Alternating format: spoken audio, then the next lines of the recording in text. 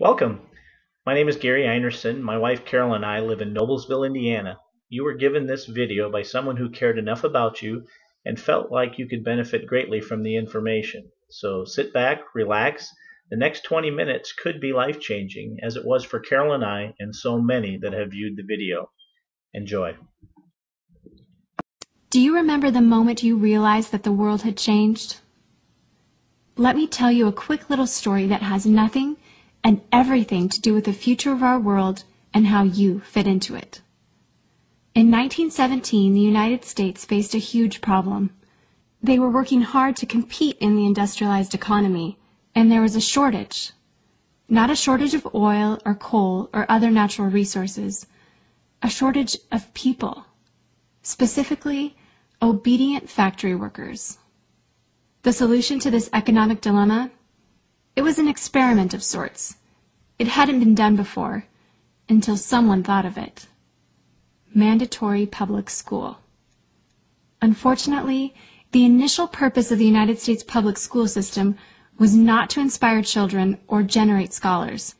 And it wasn't created for dreamers, people who color outside the lines, break the rules, and challenge the status quo.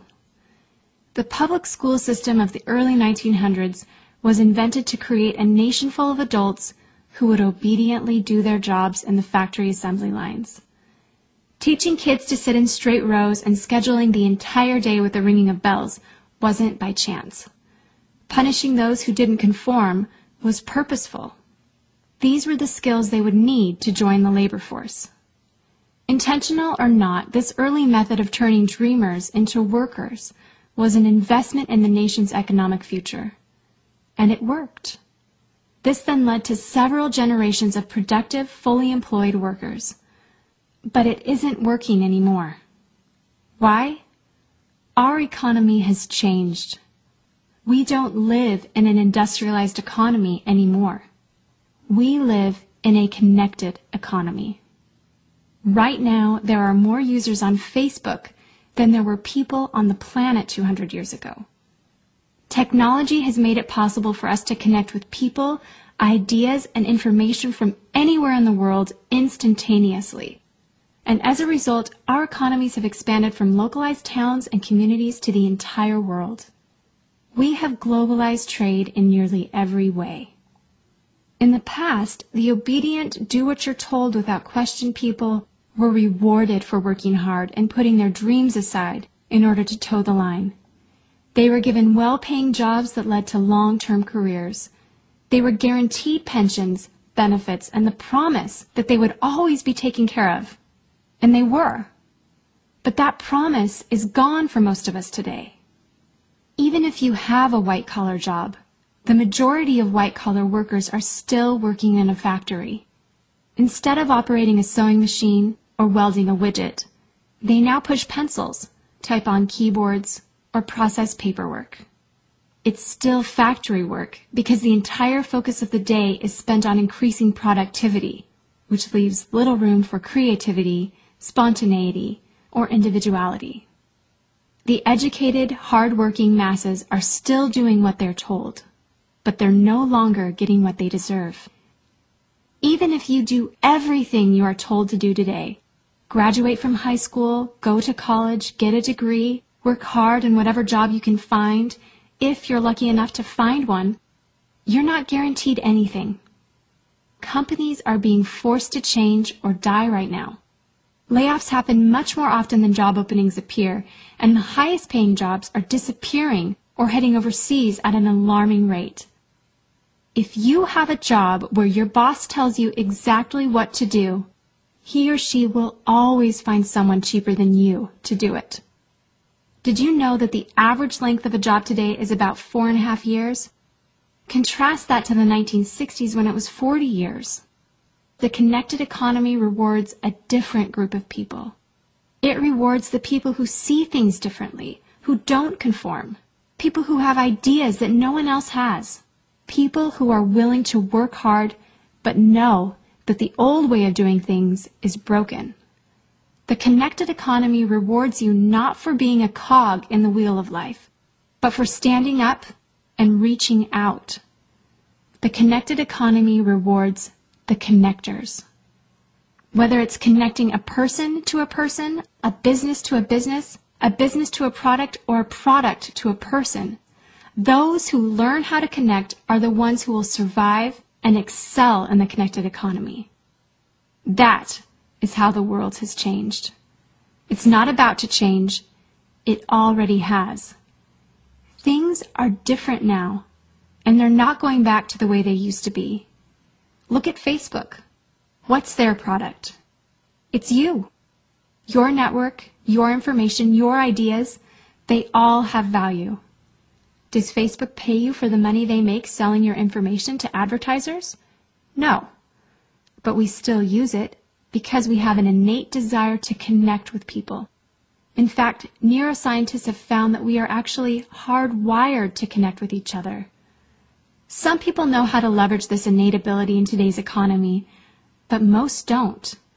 And because they don't know how to do it, most of them are paralyzed with fear, resisting the shift, despite clear indications telling them it's time to change. In 1917, a group of people performed an experiment that forever changed the way that we earned a living. The world today is facing another huge problem. We're facing a shortage of our own. Not a shortage of factory workers or consumers. The world has enough of those. We have a shortage today of dreamers and connectors. And so, we're holding our own little experiment. And you happen to be the subject of it. This 8-minute presentation was specifically designed to seek out and find the connectors around us. Those who recognize that we are on the brink of the next economic revolution, who are ready to thrive in the connected economy, and who are searching for the best way to do it.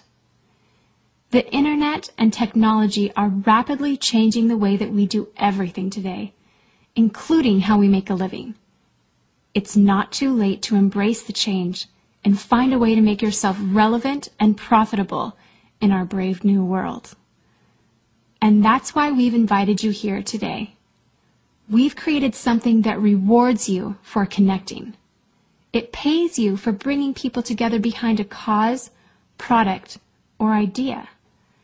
And we have systematized it and made it so that you can do it from anywhere, with anyone, at any time. If you are passionate about helping people, if you are passionate about changing lives, if you want to position yourself to be a capitalizing force within the connected revolution instead of just a bystander, let's start now. Do you remember the moment you realized that the world had changed? How about the moment you realized you could change with it? Are you ready for the details?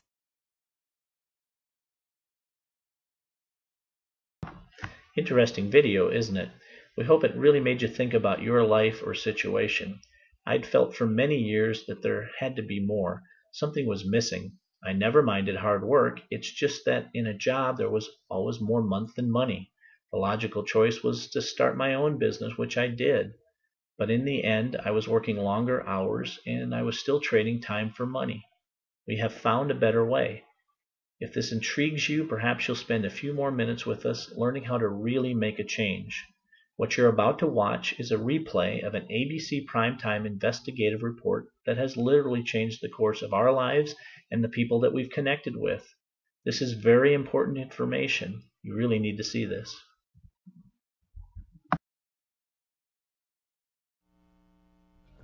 You want to get an edge on turning back the clock with just a few pills? Who doesn't? Well, it's no longer science fiction, but science possibility, a potential breakthrough.